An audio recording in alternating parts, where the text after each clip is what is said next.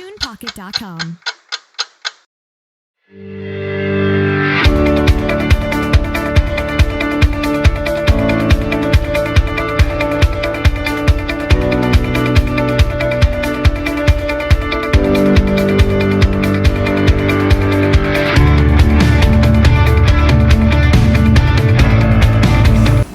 Assalamualaikum warahmatullahi wabarakatuh. Salam sejahtera bagi kita semua. Bertemu lagi dengan adik-adik mahasiswa pendidikan matematika. Baiklah, pada kesempatan ini kita akan membahas tentang pernyataan berkuantor. Seperti yang sudah kita ketahui semua, sebuah kalimat terbuka dapat berubah menjadi kalimat tertutup jika kita tambahkan kuantor. Nah, apa itu kuantor? Mari kita lihat ulasan berikut ini. Kuantor merupakan suatu istilah yang menyatakan berapa banyak dari suatu objek dalam suatu sistem. Kuantor merepresentasikan suatu pernyataan yang bernilai benar pada suatu nilai tertentu. Kuantor dapat dinyatakan dengan kata semua, beberapa, banyak, ada, sedikit, ataupun tidak ada. Oke, nah pada kesempatan kali ini kita akan mempelajari dua jenis kuantor. Yang pertama itu kuantor universal atau kuantor umum, yaitu suatu pernyataan yang bernilai benar untuk setiap elemen pada domain. Kemudian yang kedua nanti akan kita pelajari adalah kuantor eksistensial, yaitu ada satu atau lebih elemen dari suatu domain yang membuat suatu pernyataan bernilai benar. Nah, kita kupas satu persatu. Kita mulai dari kuantor umum atau kuantor universal. Itu ada simbolnya yang biasa digunakan. Ini adalah simbolnya.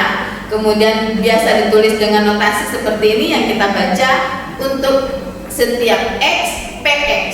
Oke, dimana px itu adalah pernyataan yang berkuantor.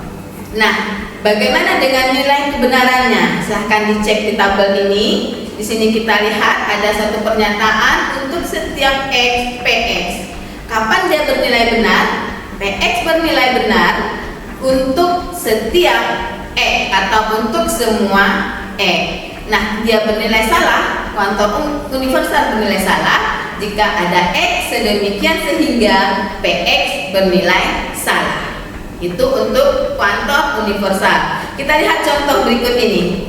Di sini ada sebuah contoh, tentukan nilai kebenaran dari untuk setiap x, px, di mana px adalah pernyataan x kuadrat kurang dari 10. Dengan domainnya x kurang dari 4 dan x tersebut adalah bilangan bulat.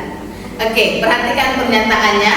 Pernyataannya adalah px sama dengan x kuadrat dikurang 10. Domain yang dimaksud yaitu adalah 1, 2, dan 3. Nah, kita coba masukkan nilai domainnya satu persatu kepada px atau pernyataan yang kita punya. Di sini kita lihat untuk P1 itu hasilnya 1, dia kurang dari 10, tentu pernyataan ini bernilai benar.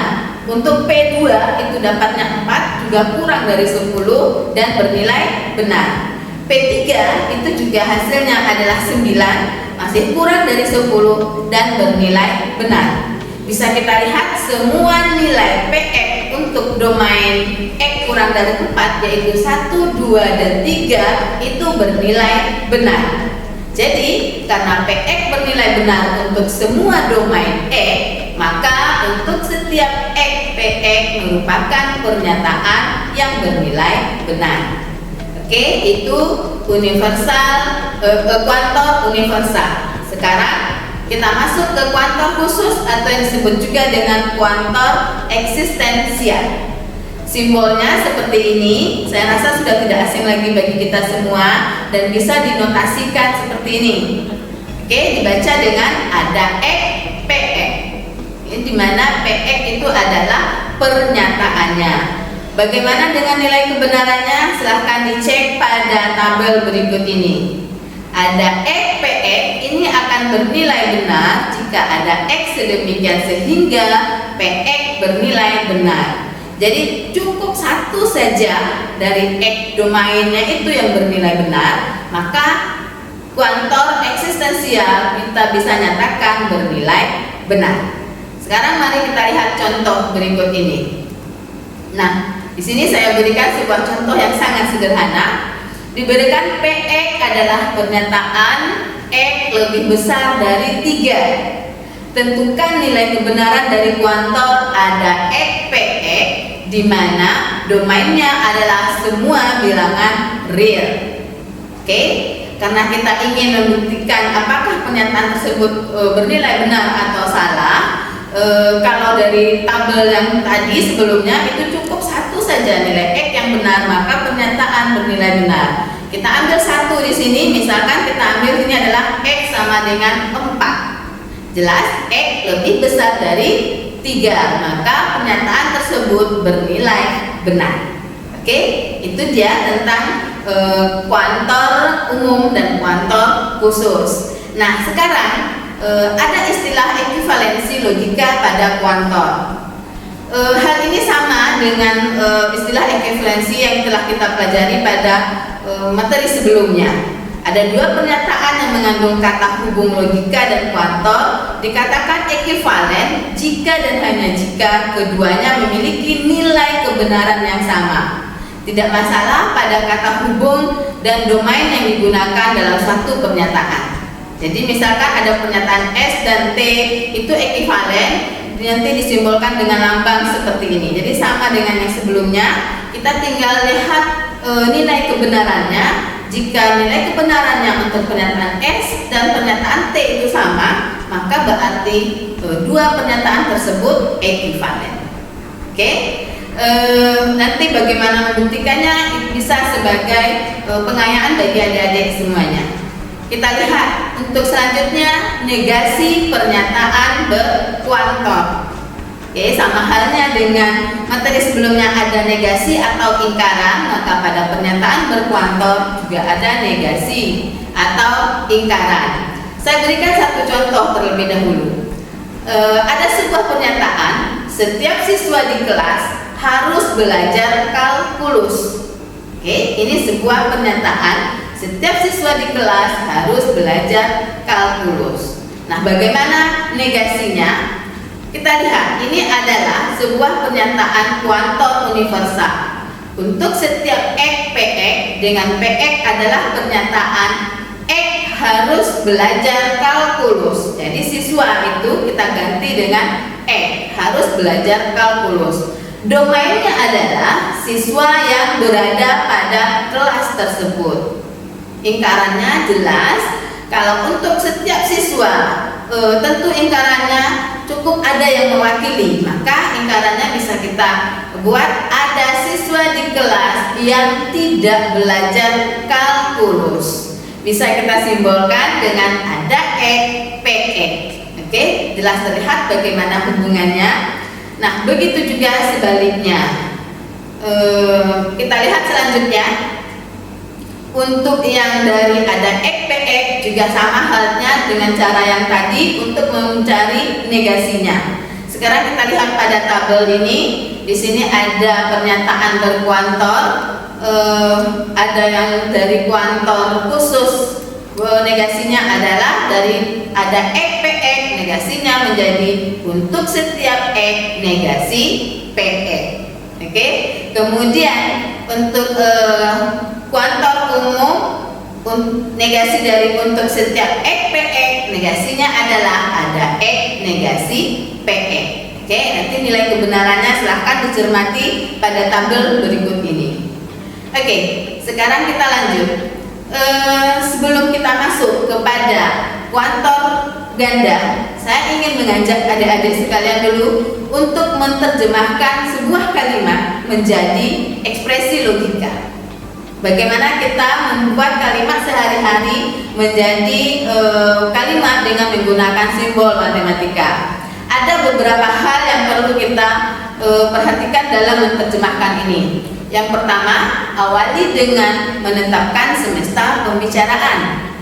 Yang kedua, kata-kata seperti saya, Anda itu dianggap sebagai konstanta untuk individu.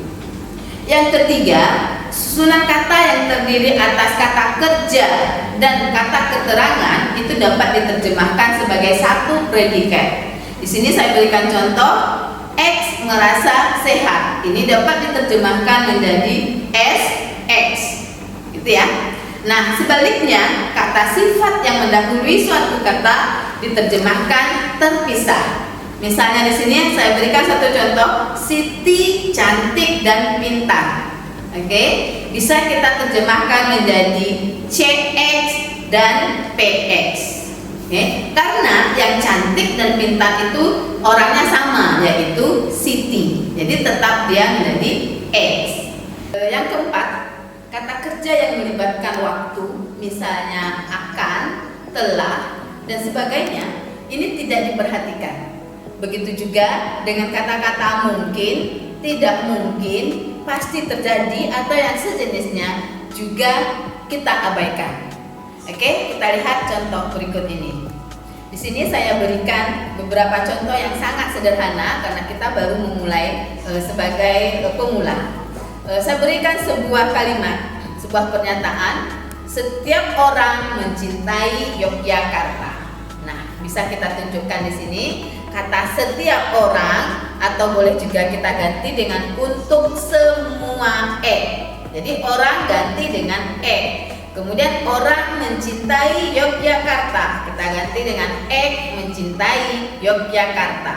Kalau kita bawa ke dalam simbolnya, untuk semua berarti menggunakan kuantor universal. Jadi bisa digunakan simbol untuk kuantor universal, yaitu untuk semua Kemudian mencintai kita nyatakan sebagai pernyataannya dengan C. Ini silahkan nanti mau diambil mau C mau P boleh. C X Y. Y adalah Yogyakarta. Jadi yang akan berubah di sini hanyalah X-nya. Jadi setiap orang mencintai Yogyakarta bisa kita tulis dalam logika kalimatnya menjadi untuk setiap X C X Y. Oke. Kita lihat contoh yang kedua. Di sini saya berikan sebuah kalimat yang lebih kompleks daripada yang tadi. Ada seseorang yang mengenal setiap orang. Ada seseorang yang mengenal setiap orang. Oke, untuk membentuk simboliknya kita coba step by step. Yang pertama kita jadikan dulu pernyataannya, kita pecah yaitu dengan X kenal Y. Itu ya. Jadi orang mengenal orang, X kenal Y. Maka bisa kita tulis menjadi KXY. Kemudian kita ambil lagi potongan selanjutnya, pernyataan X kenal semua Y, atau di sini tadi mengenal setiap boleh diganti dengan semua. Jadi X kenal setiap Y atau X kenal semua Y. Sehingga pernyataan yang di atas tadi bisa kita rubah, masukkan kuantornya di sini yaitu untuk setiap Y KXY. Oke, karena yang semua adalah Y-nya, maka untuk setiap Y. Kemudian di depan ada kata-kata ada seseorang. Nah, kata-kata ini pernyataan ada X yang kenal semua Y bisa kita tulis menjadi ada X untuk setiap Y KXY. Oke, bisa dilihat di situ ada dua kuantor sekaligus. Nah, itulah yang disebut dengan kuantor ganda. Jadi sebuah pernyataan dengan kuantor ganda. Oke, ada beberapa kemungkinan nanti dalam sebuah pernyataan kita dapatkan kuantor gandanya seperti yang terlihat pada tabel berikut ini. Bisa saja nanti untuk setiap X, untuk setiap Y, PXY, atau untuk setiap X ada Y, PXY, dan ada beberapa kemungkinan lainnya yang bisa kita temukan dalam pernyataan sehari-hari. Nah, bagaimana menentukan pernyataan tersebut bernilai benar ataupun bernilai salah? Itu sama saja dengan bagaimana cara kita menyatakan pernyataan berkuantor tunggal di awal tadi. Jika dia untuk setiap X, untuk setiap Y, maka berarti PXY itu bernilai benar untuk setiap pasangan XY. Oke, jadi nanti sambil dipelajari lagi di rumah, tolong dipakai logikanya. Di saat untuk setiap X, untuk setiap Y, itu berarti semuanya harus benar. Kalau dia pakai kata ada Y misalnya atau ada X, berarti cukup satu yang mewakili. Jadi sama seperti itu, tidak perlu dihafalkan tabel ini selengkapnya. Oke? Nah, begitu juga next untuk ingkaran. Pada kalimat yang berkuantor ganda itu juga sama halnya dengan kalimat berkuantor tunggal. Bagaimana menentukan ingkarannya? Sama persis dengan yang tadi. Di sini bisa kita lihat ingkaran atau negasi dari ada X untuk setiap Y. PXY itu ekuivalen dengan untuk setiap X ada Y negasi PXY. Bisa dilihat ada X itu negasinya menjadi untuk setiap X, untuk setiap Y negasinya menjadi ada Y. Kemudian pernyataannya PXY kita tambahkan ingkaran di depannya. Oke, begitu juga untuk ingkaran lainnya untuk kalimat berkuantor ganda, sama halnya persis dengan yang sudah kita pelajari di awal tadi. Nah, adik-adik sekalian, demikianlah kalimat berkuantor. Silahkan nanti dipelajari lagi di LMS. Saya sudah memberikan beberapa soal-soal penguatan untuk kalian bisa bereksplorasi dan berproses untuk menemukan konsep dari pernyataan berkuantor ini. Dan untuk kali ini saya cukupkan. Assalamualaikum warahmatullahi wabarakatuh.